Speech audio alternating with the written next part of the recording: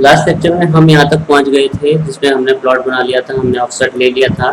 तो देखिए एक बार आपको दोबारा रिवाइज करवाता हूँ। जो बीच वाला ये जो आपका बटन है, कौन सा, ये वाला जो स्क्रॉल बटन होता है, उसको यदि आप आगे पीछे करेंगे तो जूम इन जूम आउट होता है, जैसा कि आप स्क्रीन पे देख रहे हैं। देखिए ये स्क्रॉल बटन है, आपको शायद दिख रहा हो कैमरे पर, ठीक है। और स्क्रॉल बटन को दबाकर यदि आप स्क्रीन को मूव करेंगे इधर उधर तो ये पैनिंग का काम करता है। ऐसे देखिए जैसे कि स्क्रीन पे आप देख पा रहे हैं। तो इन दोनों का यूज़ करके जूम इन जूम आउट और पैनिंग हो जाती है, ठीक है। तो अब ये हमने प्लॉट वगैरह बना लिया है। अब ये रोड है इधर, तो रोड जैसे कोई भी टेक्स्ट लिखने के लिए मैंने आपको बताया मेरा सिखाने का तरीका क्या होगा कि हम एक प्लॉट का नक्शा बना रहे हैं और नक्शा बनाते बनाते ही हम पूरा का पूरा सीखने वाले हैं। तो टेक्स्ट पे क्लिक कीजिए, सिंगल लाइन पे क्लिक कीजिए, स्पेसिफाई स्टार्ट पॉइंट बोल रहा है वहाँ पे क्लिक कर दीजिए जहाँ, फिर एंटर मारिए। ये पूछ रहा है कि रोटेशन 0 पे रखना है कि 90 डिग्री रखना है, हमें 0 पे रखना है, 0 ओके। एक बार दोबारा से मैं इसको रिपीट करके बता देता हूँ। देखिए एस्केप दबा के किसी भी कमांड से बाहर जाते हैं। कौन से बटन से? एस्केप से। टेक्स्ट पे गए, सिंगल लाइन पे क्लिक किया, स्पेसिफाई स्टार्ट पॉइंट, उसके बाद पूछ रहा है हाइट क्या होनी चाहिए। मान लीजिए मैं 6 इंच, एंटर कर दिया। बोल रहा है कि रोटेशन कितना होना चाहिए, 0 होना चाहिए, एंटर कर दिया। तो सबसे पहले तो टेक्स्ट क्लिक करके सिंगल लाइन लेके क्लिक करना है, फिर उसकी हाइट बतानी है टेक्स्ट की, 4 इंच 6 इंच आप रख सकते हैं।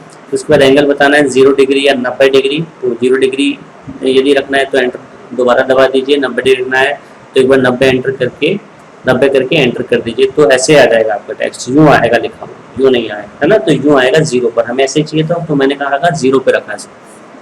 तो मुझे लिखना है ROAD रोड, ठीक है। तो रोड मैंने लिख दिया है यहाँ पर। इसको थोड़ा बड़ा करना चाहते हैं तो लास्ट वीडियो में आपने देखा था SC एंटर, स्केल, है ना।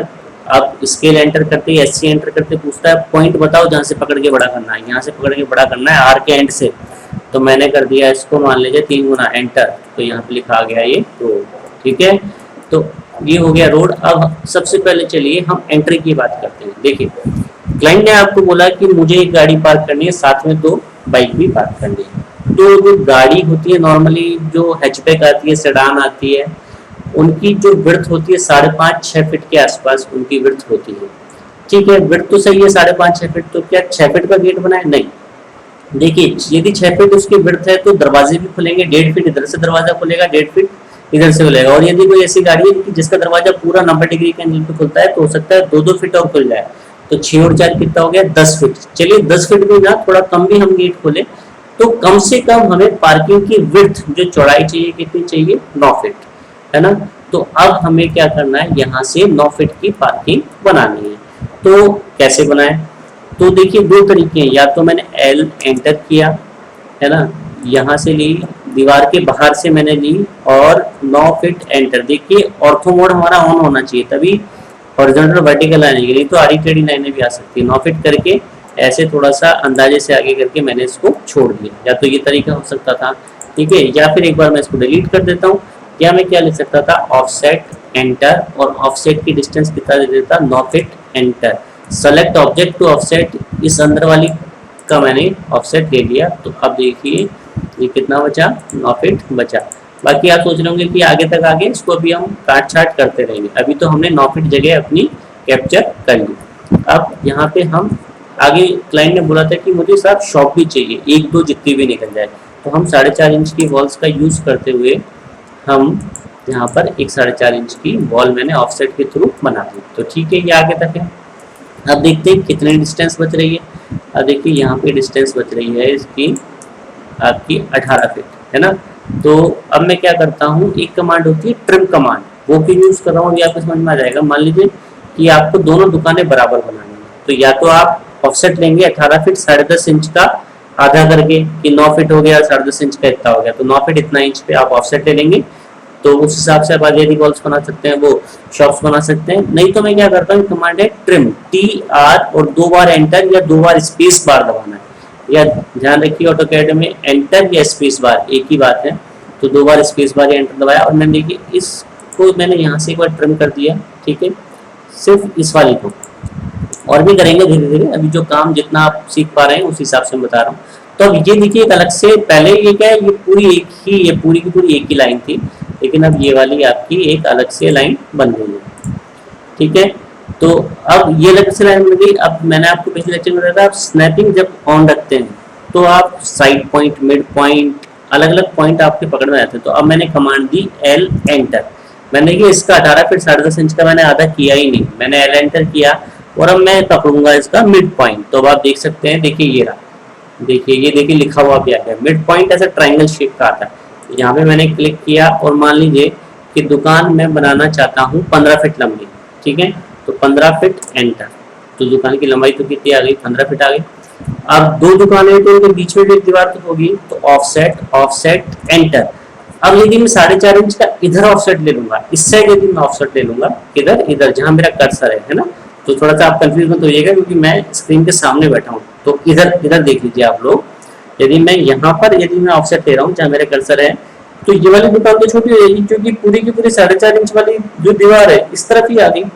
तो मैं क्या करता हूँ, ऑफसेट लेता हूँ 4.5 इंच का भी आधा, मतलब 2.25 इंच का, फिर दबाता हूँ एंटर और इस लाइन के 2.25 इंच इधर और 2.25 इंच इधर और बीच वाली लाइन को क्या कर देता हूँ, डिलीट कर देता हूँ। ठीक है, तो ये दो मेरी क्या बन गई, शॉप्स बन गई, शॉप नंबर 1, शॉप नंबर 2 और ये मेरी पार्किंग बन गई। ठीक है, और यहाँ पे हम एक बता देते हैं लाइन एंटर। देखिए यहाँ से यूं गया, अब देखिए ये परपेंडिकुलरली मिला रहा है इस लाइन को उस लाइन से, ये किया और फिर ऑफसेट एंटर, कितना 4.5 इंच, 4.5 इंच। अंदर ले नहीं सकता क्योंकि 15 फीट मुझे उसकी लेंथ चाहिए, तो मैंने क्या ले लिया, बाहर ऑफसेट ले लिया। तो ये तो क्या बन गई, दो शॉप बन गई। और मान लीजिए कि आप जो आपकी पार्किंग है उसको भी आप 15 फीट लंबी ही रखना चाहते हैं, तो हम क्या करते हैं, एक्सटेंड कमांड काम में लेते हैं। एक्सटेंड, दो बार एंटर, जैसे कि ट्रिम में दो बार एंटर होता है ऐसे एक्सटेंड में भी दो बार एंटर होता है। ट्रिम कमांड को भी आप एक्सटेंड की तरह यूज कर सकते हैं, कैसे, TR दो बार एंटर और मैं शिफ्ट दबा के क्लिक करूंगा तो वो ट्रिम नहीं करेगा, वो क्या करेगा, उसको फर्दर आगे तक बढ़ा देगा। और एक्सटेंड कमांड में भी सिंपली आप कर सकते हैं। देखिए मैं एक्सटेंड भी करके बताता हूँ, EX दो बार एंटर, इसमें कोई शिफ्ट नहीं दबाना, ये सिंपली एक्सटेंड का काम करेगा। और एक्सटेंड को शिफ्ट के साथ करूंगा तो ये किसका काम करेगा, ट्रिम का काम करेगा। तो आप कैसे भी मतलब आप ट्रिम के साथ एक्सटेंड, एक्सटेंड के साथ ट्रिम, शिफ्ट दबा के काम में ले सकते हैं। ठीक है, अब TR दो बार एंटर मैंने दबाया और ये पीछे वाला लाइन पूरी की पूरी उड़ा दी। तो अब ये मेरे क्या बचा, ये तो बच रहा है मेरे पास पार्किंग। ठीक है, अब पार्किंग में आगे दीवार की जरूरत नहीं है, तो मैं TR दो बार एंटर मैंने दबाया और इसको भी मैंने हटा दिया। देखिए, और जो सिर्फ एक सिंगल लाइन होगी, जैसे ये सिंगल लाइन बच रही थी तो वो ट्रिम नहीं होगी, उससे आपको डिलीट करना पड़ेगा। तो ये भी मैंने डिलीट कर दिया, इस लाइन की भी मुझे जरूरत नहीं है, तो ये भी मैंने क्या कर दिया, डिलीट कर दिया। तो ये तो पार्किंग हो गई, शॉप 1 शॉप 2। तो चलिए लिख देते हैं, सिंगल लाइन लिया, क्लिक किया, स्टार्ट पॉइंट पूछ रहा था, हाइट पूछ रहा था 6 इंच, मैंने हाइट दे दी, एंटर दबाया, एंगल पूछ रहा है 0 ही चाहिए, कोई बात नहीं। ठीक है, तो यहाँ पे देता हूँ PARKING पार्किंग, उसको अपन लिख देते हैं शॉप SHOP शॉप 1 और इसको लिख देते हैं SHOP 2 शॉप 2। ठीक है, तो इस टाइप से हमने ये बनाया। तो आगे फर्दर हम वीडियोस में और इस टाइप से हम इस प्लान को बेसिकली पूरा करेंगे। एंड तक बताऊंगा स्टेयरकेस कैसे, स्टेयरकेस की कितने स्टेप्स आने चाहिए, कैलकुलेशन कैसे होनी चाहिए, नंबर ऑफ कॉलम्स कैसे, बीम्स का अलाइनमेंट क्या होना चाहिए।